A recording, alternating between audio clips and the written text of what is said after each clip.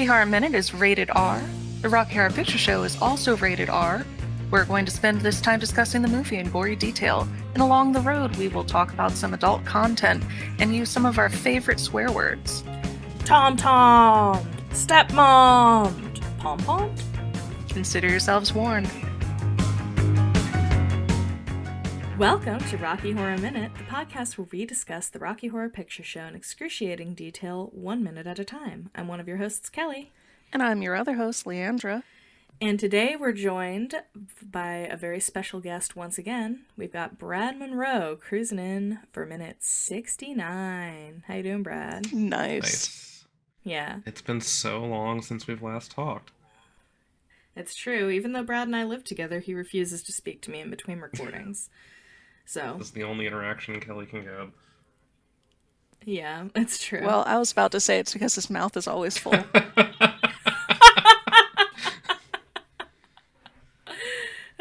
It's funny because it's true. This is where I get my dick sucked, my ass eaten out, and my balls tugged on. One by one. One by one. Oh, man. I don't even think it's been 2 episodes since we last referenced Hard Rock Nick, but it's always a good time to reference him and his titties slapping fly swatter. Leandra, does anything awesome like that happen in this minute? Like a titty slapping fly swatter? Close. Yeah, this is what I used to spank your tits. That's what he said when he showed the fly swatter. Oh my god. Yeah.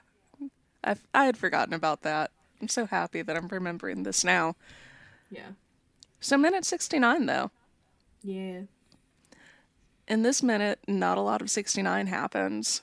So if you're listening, I want my money back. Yeah, if you're listening to this free podcast for discussion of 69 in this film, I think you're going to be disappointed.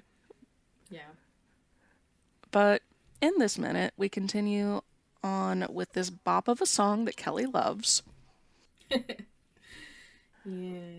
Dr. Scott says, "Ride," and then Brad and Janet and Riff and Magenta, but aggressively not Frank, join Dr. Scott in singing, "When Eddie said he didn't like his Teddy, you knew he was a no-good kid, but when he threatened your life with a switchblade knife," Frankenfurter says, "What a guy." Janet says, "Makes you cry." Dr. Scott says, "And I did." And then Columbia, who, if you recall, is no longer at the table, she's got something to say about this, so she's going to sing it. She's in her bedroom crying. She says, "Everybody shoved him. I very nearly loved him. I said, hey, listen to me, stay sane inside insanity. But he locked the door and threw away the key." We go back to the dinner table where Dr. Scott says, "But he must have been drawn into something," making him warn me in a note which reads. And everyone but Frank and Dr. Scott says, "What's it say? What's it say?" We see a note, and it looks like it is written in blood, and Eddie has a voiceover of the words on that page. The note says, "I'm out of my head. Oh, hurry, or I may be dead. They mustn't carry out their evil deeds." And Eddie screams, and we hear people start to sing "When Eddie Said." And that's what this minute's all about. And what a minute it was. It does a lot of traveling through the narrative faster than other minutes, but still not a lot happens. We got some good exposition. I have a couple of cool things to note about this, but really there's not a lot more that I want to throw out there that we haven't already said about either Columbia's bedroom or the dinner table. Well, I have a really interesting thing I learned from the commentary about Columbia's bedroom. Oh, really? Do tell. So Columbia's cot that she throws herself down on, and that we've already discussed in the movie, did you know that was from the film Baby Doll? No, that is insane. That's I so know. cool. Patricia Quinn called that out when we saw it, and she was really excited. She's like, "Oh, that's from Baby Doll. I love that. I love Baby Doll. So Baby Doll, if you don't know, everyone, is a 1956 film based on a Tennessee Williams play of the same name. And it's basically about like a cotton gin owner who is married to a young woman, like whose father arranged the marriage as like a marriage of convenience because, because the man was wealthy. And his rival cotton gin owner is trying to seduce his young wife. Really, really interesting and really fun. That, I mean, the cot isn't just a background thing, it's like on the movie poster. So I'll probably use that as our social media pick, but yeah, kind of neat. That is super cool. I'm a little sad that it's the same minute as this drag king icon that I'm about to talk about because I think that that would have been a cool social media thing too. Oh, But well, we can do both. oh, we can do both. That's right because Yeah. social media does that. Yeah. The thing that I wanted to throw out there was on Columbia's dresser right at the beginning of her solo. In addition to the Wygo Typhoon 500 hairdryer, is a signed picture of Hetty King, who was a music hall male impersonator from the late Victorian era. I did some digging into her life and it was like super interesting. She was born on April 4th, 1883, and her non stage name is Winifred Imms. She started on stage when she was 6 in her dad's traveling comedy troupe. But as an adult, she got a lot of success with her solo act playing a swell, which is a subset of dandy, who is like extremely vain and into personal grooming and acting rich in the way that they talk and the sorts of kind of leisurely hobbies they do. And doing this on stage was a popular act that was called Lion Comique, which was really just taking that dandy thing and doing an even bigger parody of it. Hetty King was the highest paid music hall performer in the world for a time. And I think that it's wild that drag king was a form of art that was pretty well liked for quite some time, and now being a drag king isn't nearly as appreciated, I guess is a good way of putting it, as being a drag queen. At least in my understanding of the drag community, I think that it's getting better with like the Boulay brothers and Dragula. Yeah, and I am also not in the drag community, but I've heard that from pretty much everyone I know who is involved.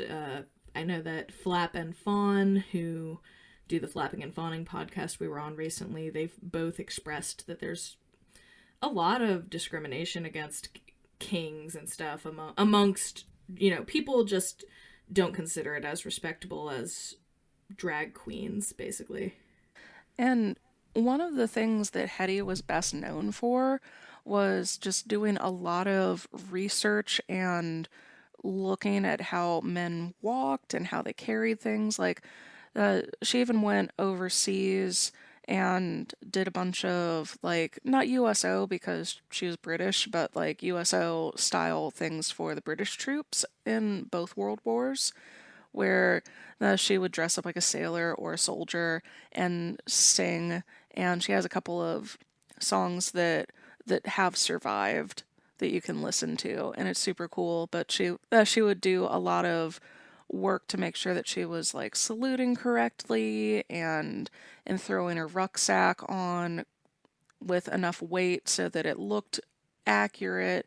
It was really interesting to read that. And in 1971, she did this really sassy interview where she was talking about how awesome she was, and that came out a little bit after a a movie of her life. It was in 1970. It was called Hetty King Performer, and my guess is that these things led to a resurgence of her popularity and brought her back to Brian Thompson's memory, and that's why there's this there's this wonderful picture of her in full drag on Columbia's dresser. She died in 1972, but just that her entire life was just being the best drag king that anybody's ever seen. Yeah, that sounds amazing. I love that you noticed that, Leandra. I just never would have even realized that there was a drag king referenced in the movie. That is a real Rocky Horror trivia stumper. I really I just overall love the set design of Columbia's boudoir. Just the amount of shit that's piled up everywhere, and it's in like an aesthetic way. It's that kind of messy that looks really comfortable to be around, which is never the kind of messy I have at my house. That's not true. But yeah, I mean, honestly, that we and I said the same thing when we originally talked about Columbia's bedroom. It's so realistic. Like I would believe this is what Columbia's bedroom would look like. And in this bit, you also get to see the little marionette or doll that we were kind of questioning whether or not it was what it was when we first saw the bedroom that was hanging up on the lamp. It looks like it's a Punch and Judy sort of thing. Yeah, I couldn't really make out what it was, but it definitely looks. I can definitely see that take on it. I want to talk about Eddie's note. Oh, Yeah, he can't Well, spell. he can't spell, which I thought was a fun detail, but it's the more I think about it, the more confusing it is. So, what was the evil deed? Like, is he against the raising of the? Oh, well, I think the evil deed is killing Eddie. and creating the. But I mean, so if he knew that, why wouldn't he just not go there? Or did he send the letter from Frank's castle? I'm assuming he sent it from because that's I'm assuming why Scott has the address, right? Or like assume presuming there's directions or something on how to get there, which is why he knew where the Maybe. castle I event mean, was. so And with it being written in blood, it made me think that like he either sent it before or after he was but lobotomized like for how? Rocky. Eddie's the delivery boy. I don't know exactly when he would have written the note, but I do know that he showed up with brass knuckles, like he was going to fight Frank. So maybe he sent the note and then came in. For whatever reason, he didn't have a pen, and he did have a stamp. So he did send it via mail. Yeah. Now, here's a plausible theory that I came up with, maybe. Go on. Columbia would have to be the one who warned him about this, right? Sure. Or else who would have told him? And so maybe if Columbia warned him, she also was willing to pass a message along. But not like set him free? I don't Yeah, that know. makes sense. Well, if she set him free, how is she gonna get that D? Yeah, well, I mean, she prefers Frankenfurter anyway, as we learn. She prefers Frankfurter to meatloaf, I guess. But she's getting a hot dog either way. Am I right? I have Jesus. one word that could absolutely change our understanding of how this note got to where it got. And that word is pigeon. He has a carrier pigeon that he. Yeah. Nothing so so awesome as a motorcyclist with a carrier pigeon. It does seem like, I don't know, I would be concerned if my delivery boy was using pigeon for his deliveries, but yeah. Well, he delivers packages. I've heard he does, but yeah, that's fair. Yeah, I don't know. I mean, so what's the storyline with Eddie? Was he a delivery boy that Frankenfurter just captured and then held captive, and then he wrote this message in blood in between, I guess, fucking Columbia and having a gigantic poster of himself printed for her room? Have we on this podcast talked about what he is a delivery boy of yet? Maybe, but I don't recall. It's drugs. He's a drug dealer. Oh, that makes more sense. Yeah. I literally was picturing him like delivering pizzas. Honest living. Nah, he's delivering heroin. That makes more sense. And definitely makes more sense for Frankenfurter. Great stuff. Do you guys have anything else? I'm kind of struggling here a little bit. I got callbacks.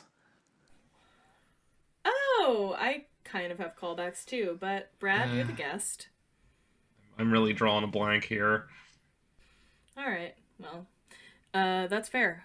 All I've got is, so when he says he must have been drawn, this is another one of those callbacks that they do after everything Dr. Scott says in the song. Not painted, but drawn.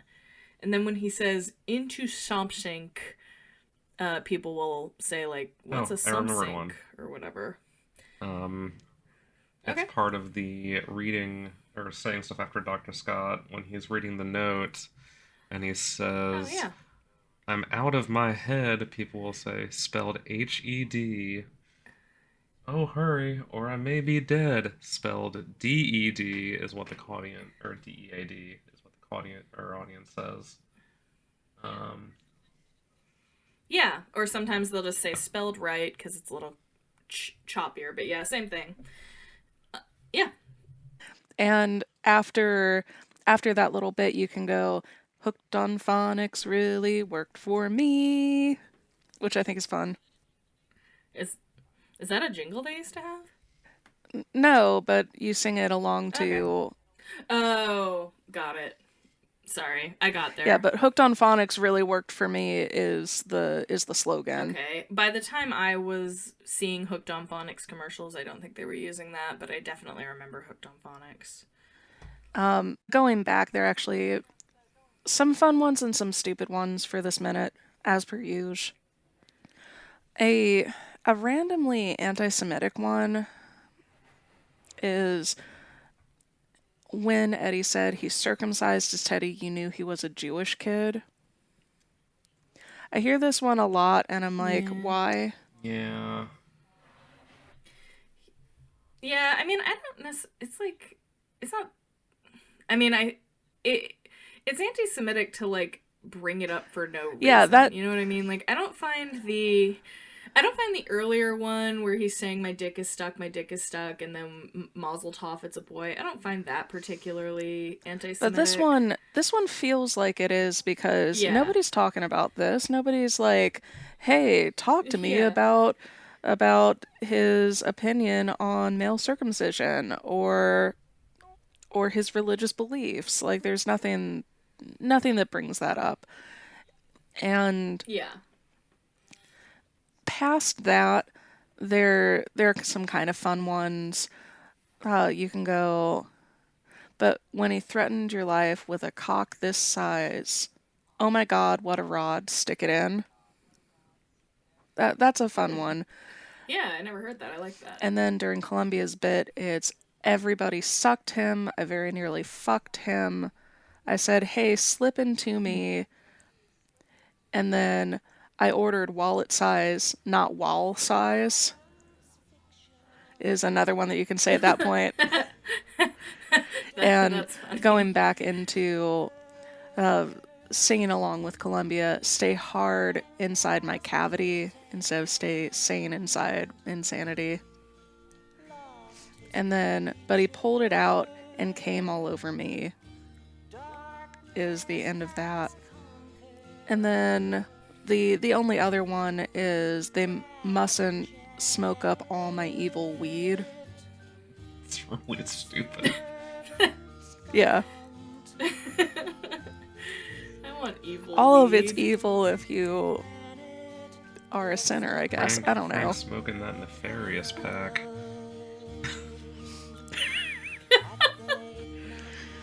Well, that's all I got.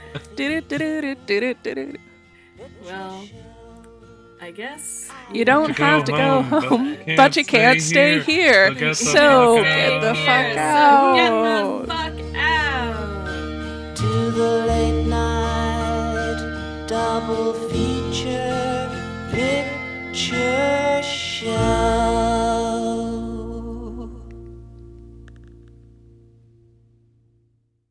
Eddie's like, I've got one sausage pizza for you right here.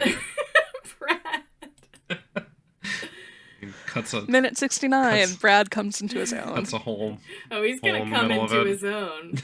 into his own mouth later. No, thank you.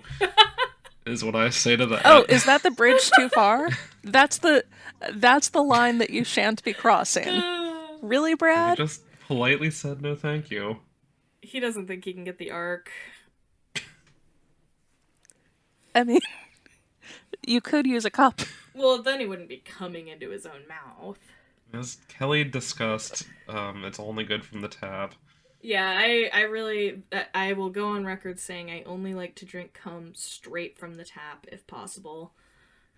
I'm not gonna drink a glass of it. If possible. Well, okay, I'm not above licking it off of someone, but I'm Kelly's not. like, you're like, beggars can't be choosers. It's a living. Listen, I'm gonna hit my protein goals one way or another, but I would prefer not. One thing I absolutely can't stomach the idea of doing is like drinking cum. So when we're at a restaurant, maybe BJ's for instance, because that's one that has a lot of drinks on tap. When you go, I would like the jizz, but only if it's on tap. And then they go, we only have it bottled. You go, what else do you have? Exactly. I'm like, yeah, because I like there to be a little bit of a head on it too, you know, some foam. like it nice and frothy. Yeah.